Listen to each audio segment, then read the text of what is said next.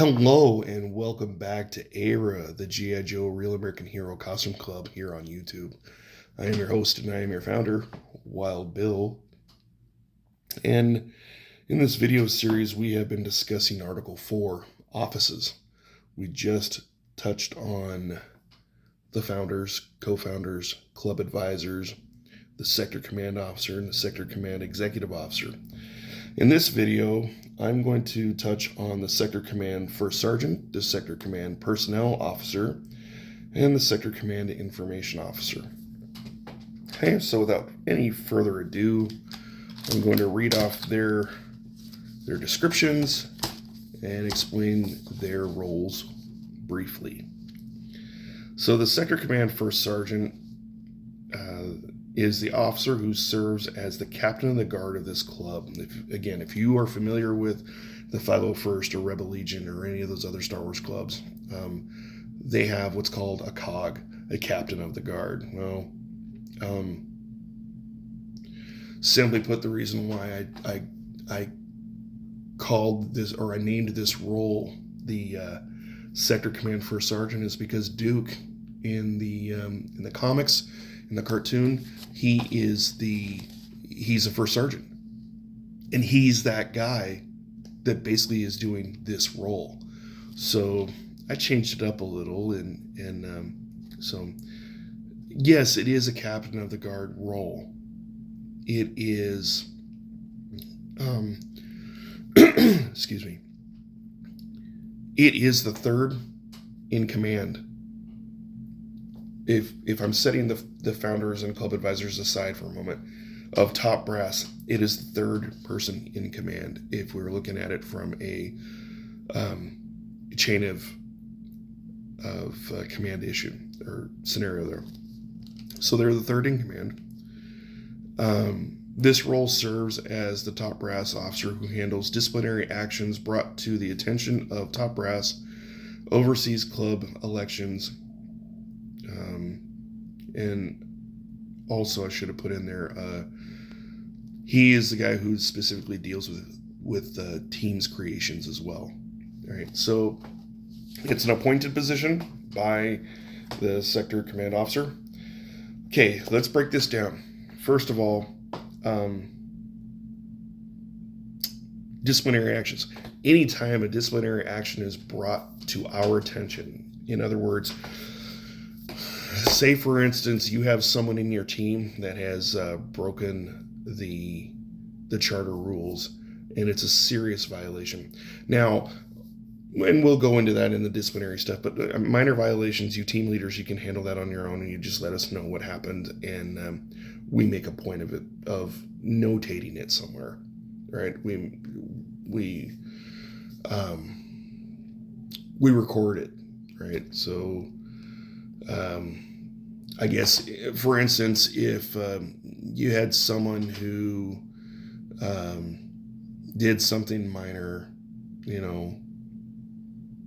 at an event, swore like a sailor and just misrepresented the club and made us look bad by, just doing something stupid that wasn't too terribly egregious, I empower you, the team leader, to take care of that. Just, like, hey, at your discretion. If that means, hey, pack your stuff up, go home, you're done here for the day, we don't need you here, consider this your disciplinary action, then you send the Sector Command First Sergeant a note about it. He or she will bring it up to us. Currently it's Eric Neal. He would bring it up to us. He would call for a tactical briefing and then report it to the top brass. Which, something I forgot to mention is that in other clubs, that's referred to as the council. The top leadership is the council. Well, I didn't want to call it a council in our club. I wanted to call them top brass because that's what military stuff do.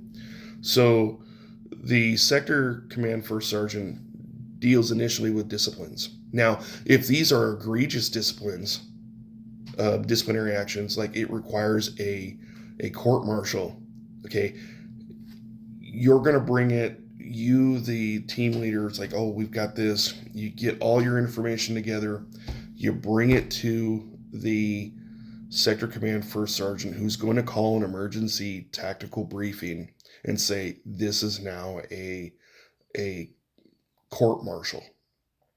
Okay. And in that sense, the first sergeant is now, because all the information has been brought to the first sergeant, the first sergeant is essentially the prosecutor in this case. The sector command first sergeant is excused from serving on the military tribunal panel because they are the prosecuting attorney, as it were. Again, I'm going to go into that in more detail in the disciplinary section. But so there's quite a bit that the sector command first sergeant does, and it's it's meant to do that. It's meant to take the load off of the command officer and the executive officer by doing the mundane stuff. But he or she reports to he reports to his bosses, which is XO, CO, me. So the first sergeant also is the officer who oversees the club elections. He's the one who sets it up. He's the one who makes the announcement. I should say he or she, but currently it's he. He in this case, if we were to have club elections this year, Eric would be the one who notifies everybody, say, okay, it's the time of year. Who wants to put their name in a hat?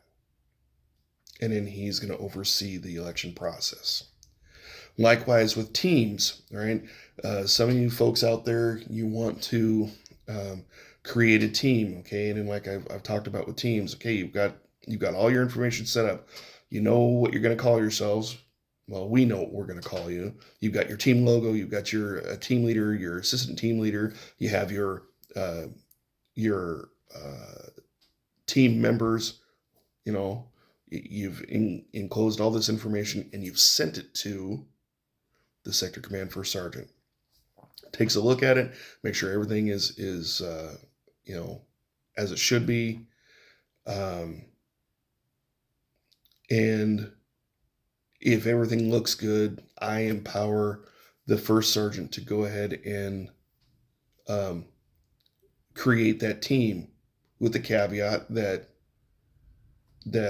he or she reports to the next tactical briefing. Okay, we had this team created.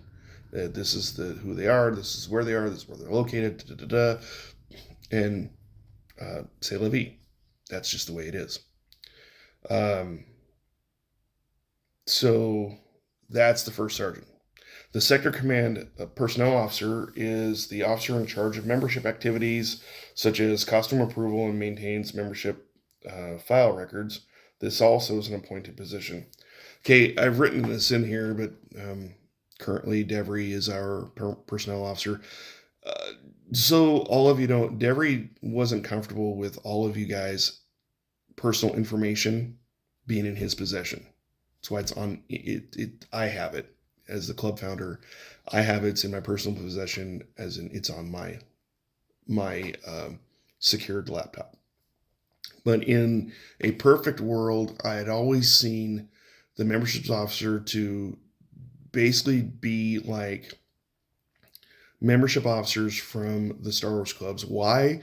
Because when I was in the 501st, I was the GML for the local garrison. That was the garrison membership liaison. And how we did membership is how I envision we do membership here. Why? Because it worked. And in that sense, what we did was, when the applicant sent in their information, their pictures, we see their costume, and we look at the costume and we look at it from, the 10-foot rule. I could pull my glasses off, look at you from 10 feet away, and easily recognize you are who you say you are. That was the pass.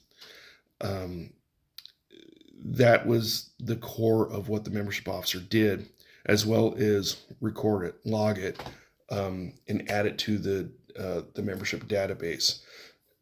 It's the grand scheme of things is that I shouldn't be having every database under the sun in my possession. I should have a copy of it, sure, as a backup, but like the I shouldn't be the one that keeps the whole shebang on tactical briefings, on membership, on anything that's information related, quartermaster related, webmaster related, because I'm no webmaster. But but that's how it is right now.